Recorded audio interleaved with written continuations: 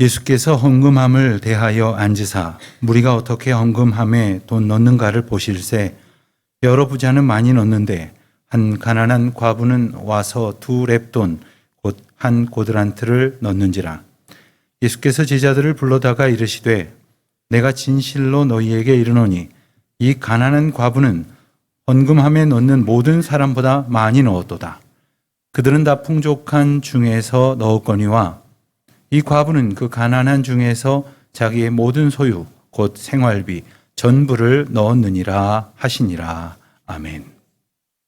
한 청년이 장가 들고 싶은 마음에 간절한 기도를 하나님 앞에 드렸다고 합니다. 하나님, 제게 정말 아름답고 그리고 참한 그런 신부를 좀 허락해 주십시오.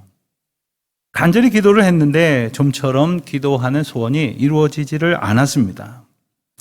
그러던 중에 그 청년의 한 친구가 이렇게 조언을 합니다. 내가 어디서 들은 적이 있는데 하나님은 우리가 우리 자신의 문제만을 위해서 기도하는 것보다는 다른 사람을 위해서 기도할 때 우리의 문제를 더 잘 들어주신다는 이야기를 들은 것 같아 하면서 조언을 했더니 그 청년의 기도가 그날부터 이렇게 바뀌었답니다.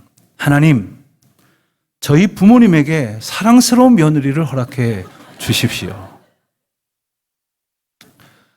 여러분, 우리는 하나님 앞에 우리의 소원을 아뢰면서 그것이 들어주시는 은혜를 얻기를 바라는 마음으로 여러 가지 노력을 합니다. 간절히 기도를 하기도 합니다마는 어떤 분들은 나의 기도가 더 빨리 그리고 더 원하는 대로 응답받기 위한 그러한 수단 가운데 하나로 헌금하는 것은 어떨까? 이런 생각을 하는 분들도 있습니다. 심지어 성경의 어느 구석에서 본 거는 같은데 어느 구절인지 또 어떤 의미인지는 알지도 못하면서 헌금을 해놓은 그 돈을 생각하면서 주님 30배, 60배, 100배 결실을 얻게 해주십시오. 이렇게 때를 쓰는 분들도 있다고 합니다. 그리고는 기도하기를 하나님 제가 11조를 지금보다 많이 할 수 있도록 즉 수입이 많아지게 해주십시오. 기도를 하기도 하고 급한 마음에 아예 11조를 선불로 땡겨서 벌고 싶은 그러한 돈에 비례해서 헌금을 한다는 그런 사람도 들어본 적이 있습니다. 그런데 이와 같은 생각들은 정말 하나님에 대해서 무지하고 정말 무지한 그러한 우리의 어리석음입니다. 하나님도 돈은 좋아하실 거야. 많으면 많을수록 좋아하시겠지. 이런 생각을 하는 모양인데 자 가만히 생각을 해보십시오. 하나님이 세상의 주인이신데 세상 모든 것이 하나님의 것인데 하나님이 왜 돈이 필요하겠으며 또 그 돈이 있으면 무엇을 더 하시겠습니까? 자, 그렇다면 하나님은 왜 당신의 백성들에게 헌금하는 신앙생활을 하게 하셨을까? 여러분, 우리가 하나님 앞에 드리는 헌금을 단순히 비교해 본다고 했을 때 마치 바닷물에 물 한 컵 더 보태는 것도 안 될 텐데 왜 하나님께서는 우리로 하여금 주님 앞에 드리라 이렇게 하시는 것일까? 정확하게 말하면 하나님께서는 우리의 주머니를 터시려고 하는 것이 아니라 어떻게든 우리의 물질을 하나님 주머니로 옮겨가시려는 것이 아니라 우리의 마음이 하나님께 온전히 드려지기를 원하시고 계십니다. 즉 하나님께 마음을 드림으로 우리의 전 존재가 드려지고 그래서 우리가 하나님과 함께 거하는 삶, 함께 살아가는 기쁨으로 충만하기를 원하셨기에 이것이 우리가 마음을 다해서 봉헌을 해야 할 이유입니다.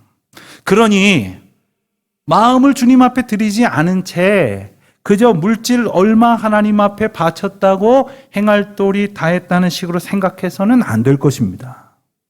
게다가 마침 할 일도 없어서 남는 게 시간이기에 좀 뭔가 시간을 하나님 일에 사용했다고 하면서 마치 가장 귀한 것을 드렸다고 생색이 낼 일도 아니라는 겁니다. 마음을 드린다는 것은 가장 중요한 것이요 우리에게 있어서 전부를 드리는 것과 같습니다. 우리의 생명을 드리는 것과 같다. 이렇게 말할 수 있다는 것이죠. 마태복음 6장 21절에서는 산상수훈의 귀한 그러한 교훈을 주시다가 아주 핵심적인 말씀을 이렇게 주셨습니다. 내 보물 있는 그곳에는 내 마음도 있느니라. 거꾸로 말하면 마음이 함께하지 않는 곳에는 우리의 소중한 것을 결코 내놓지 않는다는 겁니다. 자, 그렇다면 여러분들은 보물처럼 소중히 여기시는 것이 무엇이겠습니까? 우리는 이 말씀을 생각을 하면서 복음서에 나오는 부자 청년의 이야기도 함께 기억을 하게 됩니다. 그 부자 청년은 아직 젊은 데다가 재물도 많고 게다가 그럴듯한 관직을 가진 사람이었습니다. 그런데 그가 예수님을 찾아와서 질문을 했는데 그것은 영생에 관한 것이었습니다. 선생님, 어떻게 하면 영생을 얻을 수 있겠습니까? 저는 어려서부터 배운 율법을 아주 잘 지켜왔습니다. 그랬더니 예수님께서는 그에게 대답을 하시기를 내가 한 가지 부족한 것이 있으니 내게 있는 것을 다 팔아서 가난한 자들에게 나눠줘라. 그리하면 하늘에서 내게 보화가 있으리라. 그리고 와서 나를 따르라. 이 말을 들은 청년은 근심하며 돌아갔다고 했습니다. 예수님께서 일러주신 대로 할 수 없었던 것이죠. 자기에게 있었던 그 물질을 포기하지 못했던 겁니다. 주님은 그 청년의 진심이 어땠는지 일찍이 알고 계셨습니다. 하지만 주님은 그 청년의 마음을 콕 집어서 지적을 하고 책망을 하시려는 것이 궁극적인 목적이 아니셨습니다. 그 청년으로 하여금 마땅한 믿음에 합당한 마음가짐을 가지고 하나님과 함께 기뻐하며 살아갈 길을 일러주시고자 했던 것이고 그 하나님의 사랑의 뜻은 오늘 저와 여러분에게도 동일하게 향하고 있다는 것입니다. 우리는 오늘 본문 말씀을 읽으면서 사람의 마음을 꿰뚫어 보시고 무엇보다도 그 마음을 온전히 이끄시고자 하시는 예수님의 인도하심을 보게 됩니다.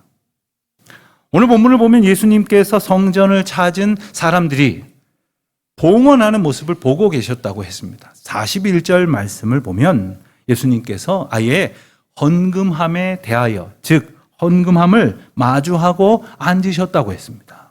아예 헌금하는 사람들의 모습을 보시겠다는 의도를 분명히 말씀하시는 거죠. 여러분 예배 드리실 때에 들어오시면서 입구에서 헌금함에 봉헌을 하셨는데 만일 제가 그 앞에 딱하니 서서 여러분들 들어오시면서 봉헌하는 모습을 한 분 한 분 뚫어져라 이렇게 지켜보신다면 어떤 생각이 드시겠습니까? 피차간에 참 민망한 상황이기 쉬울 것입니다. 예수님이 왜 이러셨을까? 여러분 성경을 읽으면서 이해할 수 없는 예수님의 행동, 이해할 수 없는 하나님의 인도하심이 있다면 우리가 좀처럼 이해하기 힘든 깊고 심오한 그리고 대단히 중요한 예수님의 메시지가 있음을 짐작해 보십시오. 여기에 바로 예수님의 뜻이 담겨져 있습니다. 예수님께서는 그 봉헌하는 모습을 보시는 것을 통해서 우리에게 일러주시려는 메시지가 있었던 것입니다. 당시 성전에는 조그맣고 혹은 큰 몇 개의 뜰이 있었는데 그 중에서 여인의 뜰이라 이름 붙여진 곳이 있었습니다. 아마도 그곳에 주로 여인들이 모여 있었던 모양입니다. 그 뜰 곳곳에는 모두 13개의 헌금함이 놓여져 있었습니다. 그런데 이 헌금함은 이 입구가 아주 좁고 그리고 밑으로 갈수록 넓어지는 그러한 구조로 되어 있었습니다. 당시에 성전에 오는 사람들이 봉헌을 할 때 사용했던 화폐들은 모두 동전이었기 때문에 그 함에다가 봉헌을 하면 아마도 그것이 떨어지면서 소리를 냈을 것입니다. 그 소리로 사람들은 얼마나 넣었을지를 충분히 짐작할 수도 있었을 것입니다. 여러분, 요즘은 고속도로 같은 곳을 지날 때 그냥 지나가도 자동으로 요금이 빠져나가거나 혹은 자동으로 나중에 이렇게 부과가 되지만 예전에는 일일이 서서 요금을 내야만 했습니다. 그런데 그런 직접 납입하는 방식 중에 하나는 어떤 것이 있었냐 하면 톨게이트를 지나다가 속력을 조금 줄이고 거기서 정해놓은 금액의 동전을 냅다 집어 던지면 그 통 안에 걸려져 있었던 카페트에 부딪혀서 그것이 또르륵 떨어지면서 그 금액이 징수가 되어지는 방식이 있었습니다. 오늘 2부 예배에도 역시 해외 생활을 오래 하다가 최근에 이민 오신 분들이 많이 계신지 좀처럼 모르겠다는 표정을 짓고 계신데 그런 적이 있었습니다. 그런데 참 재미난 것은 그곳에서 일하시는 분은 운전자가 던진 동전이 정말 100원짜리였는지 아니면 10원짜리를 던졌는지를 기가 막히게 알아채는 것을 본 적이 있었습니다. 아마도 사람들은 그만큼 민감하지는 못했지만 사람들이 그 헌금함에 넣는 소리를 들으면서 얼마나 많은 헌금을 했는지를 충분히 짐작할 수 있었을 것이라 생각이 듭니다. 오늘 말씀에도 나와 있듯이 그 중에 어떤 부자들은 많이 넣었다고 했습니다. 아마도 어떤 부자들은 하인까지 동원해가지고 자루에다가 동전을 가득 담고는 와서 아주 요란한 소리가 나도록 부었을 것입니다. 그러면 더 많은 사람들의 주목을 받았겠죠. 그렇게 자신을 드러내려던 사람들도 있었을지 모릅니다. 하지만 그런 부자들을 비롯해서 많은 사람들 가운데에서 그날 그 자리에서 예수님의 이목을 끈 사람은 바로 다름 아닌 한 가난한 과부였습니다. 예수님께서는 이 여인이 헌금하는 모습을 보시면서 어떤 이유에서였는지 큰 감동을 받으셨고 제자들을 일부러 불러 모아서 여기에 대해서 말씀을 하셨습니다. 43절과 44절이 그 예수님의 말씀을 이렇게 전합니다. 내가 진실로 너희에게 이르노니 이 가난한 과부는 헌금함에 넣는 모든 사람보다 많이 넣었도다. 그들은 다 풍족한 중에서 넣었거니와 이 과부는 그 가난한 중에서 자기의 모든 소유 곧 생활비 전부를 넣었느니라. 생활비 전부라 하니 얼마나 많은 액수였을까요? 그런데 뜻밖에도 42절에서 볼 수 있는 것처럼 여인의 헌금은 렙돈이라는 단위의 동전 2개뿐이었습니다.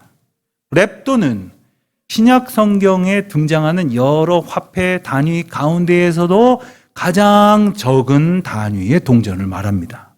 그래서 렙돈 2개를 합치면 한 고드란트가 되었는데 이 한 고드란트는 그럼 얼마쯤 되었느냐 하면 64분의 1 데나리온에 해당이 되었습니다. 이제 아는 화폐가 나왔습니다.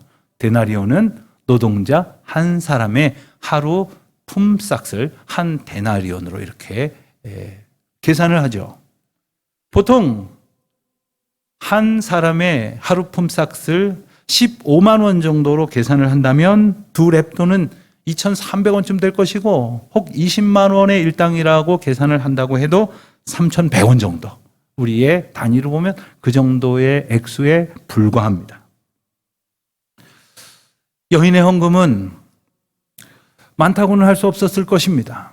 작고 적은 금액이었지만 예수님께서는 무슨 까닭에서인지 감동하셨을 뿐만 아니라 그 제자들에게 그 의미를 설명하셨는데 아마도 그 이유는 이 헌금이 지니는 상대적인 가치, 다른 사람들에게 비하는 그 상대적인 가치가 아니라 그 여인이 하나님 앞에 드린 그 마음의 절대적인 가치 때문이었을 것입니다. 비록 다른 여러 사람들, 특별히 부자들의 헌금에는 비할 바가 못 되었겠지만 예수님이 말씀하신 것처럼 여인은 가난한 중에서 자신이 가지고 있던 전부를 드렸기 때문이었을 것입니다.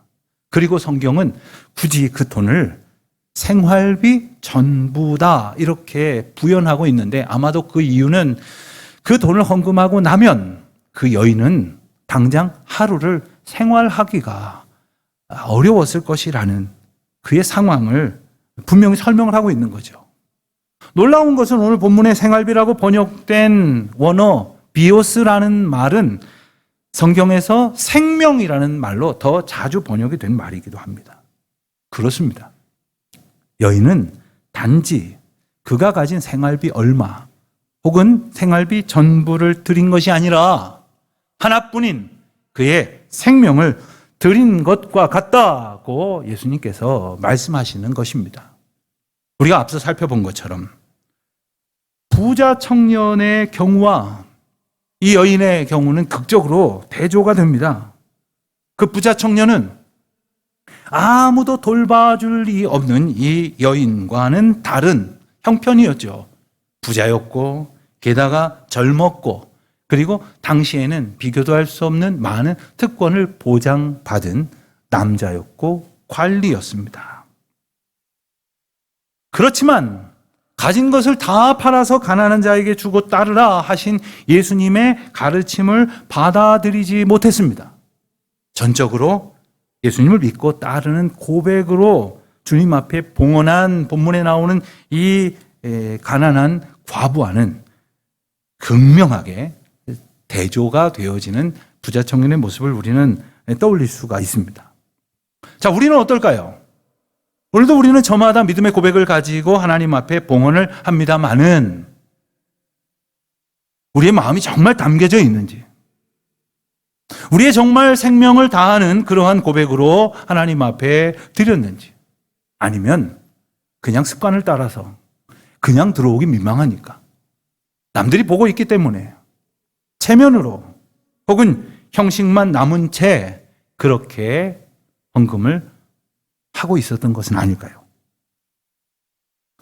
우리에게 있어서 생명과도 같은 그 마음을 하나님 앞에 정말 드리고 있는지를 주님은 우리에게 이 본문을 통해서 묻고 계시는 것입니다. 너 얼마를 헌금했니? 이렇게 물으시는 것이 아니라 너의 마음을 내게 주기를 원하느냐? 이렇게 물으시는 거죠. 여러분, 단 하나뿐인 생명을 드리는 것은 나누어 드릴 수 없는 것입니다. 즉 우리의 마음도 나누어 드릴 수가 없는 것입니다. 그렇기 때문에 우리의 지난날의 모든 시간을 고백하는 것도, 그리고 앞으로의 모든 시간을 하나님 앞에 의탁하는 것도 나누어질 수 없는 것이라는 말이에요. 하나님 앞에 마음을 드렸는지 아니면 마음이 빠진 채 그저 형식만 드렸는지 둘 중 하나였을 것입니다. 그렇기 때문에 우리의 봉헌의 모습, 우리가 하나님 앞에 드리는 삶의 모습을 통해서 우리의 마음을 어떻게 주님 앞에 드렸는지, 아니면 내 마음대로 쓰고 살아갔는지를 오늘 분명히 묻고 계시는 거죠.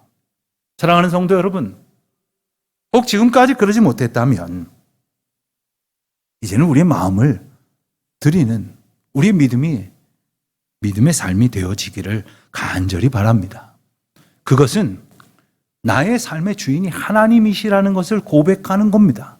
지금껏 내가 전적인 하나님의 은혜로 살아왔다는 것을 다시금 하나님 앞에 인정하는 것이고, 앞으로의 모든 삶도 동일하게 하나님의 인도하심만을 의지하면서 살기를 소원하는, 그렇게 인도하실 하나님을 정말 나의 마음의 주인으로 고백하는 것입니다. 하나님께서는 이렇게 마음을 드리면서 하나님 앞에 온전히 살아가려고 하는 사람들에게 놀라운 은혜를 주시는데, 그것은 그의 마음뿐만 아니라 그의 삶을 정결하게 하시는 것입니다.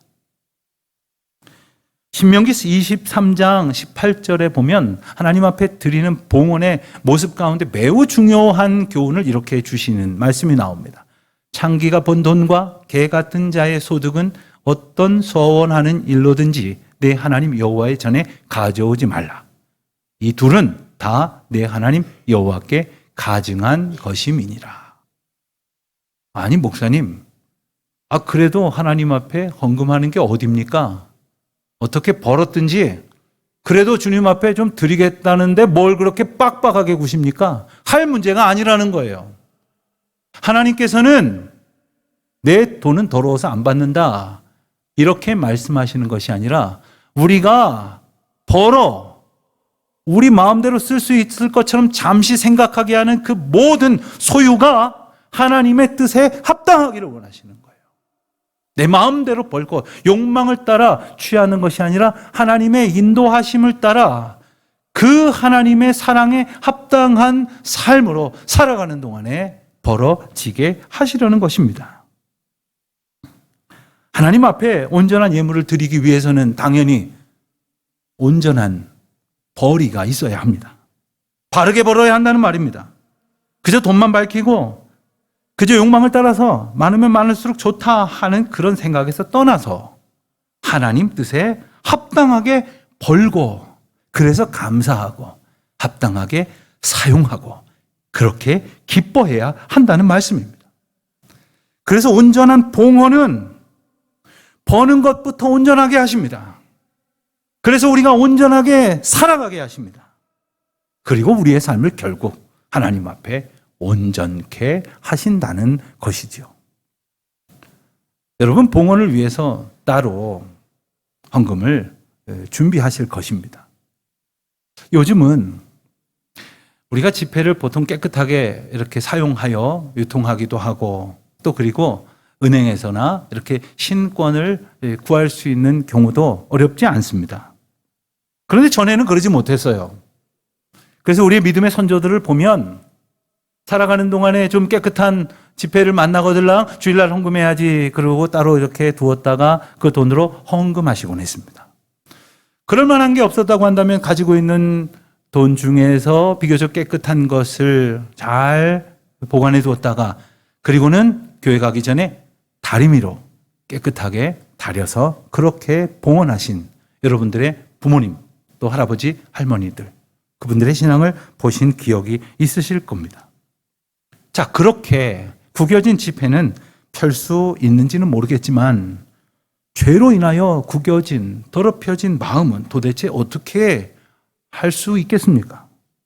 죄를 하나님 앞에 먼저 고백하고 그리고 회개하는 가운데 마치 구겨진 지폐를 펴듯이 우리의 마음을 온전케 하심으로 우리를 거룩하게 하시는 하나님의 은혜 안에 인도하신다는 것이죠. 그래서 주님은 우리로 하여금 물질만 드리게 하지 아니하시고 마음을 드리게 하시며 우리의 마음을 하나님 앞에 온전케 하기를 힘쓸 때 우리의 삶도 깨끗하게 하시는 것입니다. 그래서 우리는 온 마음과 정성과 생명을 다 드리는 믿음의 삶을 살아야 되는 것입니다. 11조 헌금을 드리는 것도 이런 맥락입니다. 우리가 11조를 드릴 때 주님께서 우리에게 주신 모든 것이 주님께로부터 왔음을 고백하는 표로 그 열의 하나를 주님 앞에 드리는 것을 11조라고 고백을 합니다. 그 기원은 이렇습니다. 애굽에서 나온 이스라엘 백성들이 약속의 땅 가나안으로 가는 동안에 하나님께서는 그들에게 여러 가지 일로 소득을 나름대로 얻게 하여 주셨습니다. 그리고는 그들이 그 소득을 가지고 살아가면서 하나님께서 주시는 것임을 알게 해 주셨죠. 그런데 그들 중에 레위 지파는 땅을 주지 아니하셨습니다. 생활의 기반을 제공하지 아니하시고 그들은 오직 제사를 지내는 일이나 이스라엘의 영적인 책무를 감당하는 일에 헌신하게 하셨습니다. 그러면 그들의 필요는 어떻게 채워갔느냐? 남은 이스라엘 백성들이 하나님 앞에 드리는 11조로 충당을 하게 하셨습니다. 그래서 그 드려진 11조로 레위인을 살게 하고 성전을 돌아보고 뿐만 아니라 가난한 자, 병든 자, 어려움에 처한 자, 소외된 이웃들, 나그네를 돌보는 일에 사용하게 하셨습니다. 그런데 여러분, 이 헌금이 온전하게 드려졌다면 어떻게 됐을까요? 반대로 온전하게 드려지지 않았다면 어떻게 됐을까요? 이스라엘 백성의 공동체가 그 11조 헌금을 온전하게 드리지 않게 되었다면 아마도 레위인들은 핍절했을 것이고 가난한 자, 병든 자, 소외된 자, 나그네들은 돌보는 이들이 없었을 것입니다. 그들이 하나님 앞에서 온전한 믿음의 삶을 살아가기가 버거웠을 것입니다. 그러나 이들이 온전한 11조로 그 모든 하나님의 규례를 감당해 갔을 때에 그들은 하나님께서 그 공동체를 다스리신다는 사실을 더욱 분명히 알 수 있게 되어지는 것이죠. 비록 레위인들은 일을 하지 않았지만, 비록 병들고 가난한 자, 나그네들은 아무 수고도 하지 아니하였지만 하나님께서 이스라엘 백성들을 통해서 보내주신 그 사랑을 힘입어서 살아감으로써 하나님이 세상의 통치자이시고 그 모든 것을 이루시는 질서의 주권자이심을 그들이 깨달았다는 것입니다. 이것이 11조를 통해서 모든 이스라엘 백성들에게 주시는 은혜였던 것이죠. 하나님께서는 이렇듯 우리가 먹고 살아가는 모든 것, 벌고 쓰는 모든 것, 나누는 것을 통해서 하나님이 함께 하신다는 것을 선포하십니다. 그리고 그 하나님의 질서로 인하여 기뻐하게 하십니다. 이것이 바로 11조의 정신입니다. 그리고 그 시작은 나의 생명뿐 아니라 매일매일을 살아가게 허락하신 모든 은혜가 주님께로부터 왔습니다. 라는 고백이 되어지는 것이죠. 자, 어떻습니까? 어떤 분들은 11조 했으니 열의 하나는 하나님의 것이라고 드렸으니 열의 9은 혹 자기 마음대로 사용하시면서 사는 분들은 없습니까? 다시 말씀드리지만 이 모든 것이 하나님의 것임을 고백하는 표로 열의 하나를 드리는 겁니다. 바로 그러한 고백의 사람만이 열의 9을 가지고 살아가면서도 하나님의 은혜로 살아가고 있다는 찬송을 드릴 수가 있는 것이에요. 그렇지 않다면 내 힘으로 내가 노력해서 번 것으로 살아가고 있다는 그런 생각에 지나지 못하게 될 것입니다. 모든 것이 하나님의 것임을 고백하면서 열의 하나를 바치는 것이 11조라고 말씀을 드렸는데, 만약 열의 하나를 온전히 드리지 못한다면 나머지 열의 9은 하나님 뜻에 맞게 사용하면서 살아갈 수 있을까요? 말도 안 되는 이야기일 것입니다. 엄밀히 말하면 우리가 돈을 쓰는 것은 시간을 쓰는 것이고 생명을 들여서 번 돈을 쓰는 것이기 때문에 생명을 사용하는 것입니다.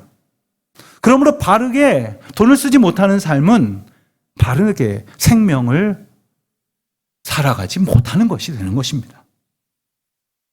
바르게 사용하지 못하는 사람이 버는 일이냐 하나님의 뜻에 맞게 합당하게 벌어가면서 살 수 있겠습니까? 그러니 온통 하나님 앞에 드릴 찬송이란 있을 수 없는, 자기 힘에 의지하여 벌고 자기 마음이 따라가는 대로 써버리고 마는 그러한 삶을 살게 될 것이지만, 모든 것이 하나님의 은혜라는 고백 가운데 주님은 우리와 함께 하시고 그리고 그 물질이 사용되는 모든 시간과 모든 상황 속에서 주님은 당신의 영광을 나타내시는 것입니다. 그것이 마음을 드리는 성도들의 삶인 것입니다. 여러분 주변에 정말 마음을 담아서 좋은 선물 하나 건네주고 싶은 그런 분이 있으십니까? 있으시면 한번 떠올려 보시고, 없으시면 한번 정해 보십시오. 자, 그분에게 선물을 드리려고 하는데 어쩔 수 없어서 뭔가 하나 드려야 하는 상황이어서 드리는 것이 아니라 정말 내 마음이 담긴 귀한 선물을 드리고 나면 여러분 마음이 어떻습니까? 아마도 참 기쁘실 겁니다. 행복하실 겁니다. 받는 것보다 주는 것이 더 행복하다는 어느 시인의 식구가 생각이 나실 겁니다. 그렇습니다. 우리의 마음을 주는 것은 빼앗기는 것이 아닙니다. 손해보는 것이 아닙니다. 더욱 기쁘고 감사하고 행복한 것입니다. 주님 앞에 우리의 마음을 드릴 때 주님은 가장 귀한 기쁨으로 우리를 충만하게 하실 것입니다. 혹 여러분 하나님 앞에 봉헌하는 삶을 살아가는데 드리고도 기쁨이 없다면 헌금을 줄여보십시오. 그래도 기쁨이 없다면 하지 마십시오. 안 하셔도 괜찮습니다. 그렇게 해서 하나님 앞에 드려진 헌금이 적다고 해서 우리 하나님의 거룩한 역사가 부도나는 것은 아닙니다. 하나님은 하나님의 놀라운 능력으로 하나님의 백성들을 사랑의 역사 가운데에 인도하실 것이기 때문입니다. 다만 우리가 그 마음을 드리지 못한 채 안타까이 살아가는 것을 원하지 아니하실 주님의 그 사랑에 맞게 날마다의 삶과 우리의 생명과 마음을 주님 앞에 드리며 주님으로 인하여 기뻐하고 그 주님을 기뻐하는 저와 여러분이 되시기를, 그와 같은 기쁨의 삶을 살아가시기를 주님의 이름으로 축원드립니다.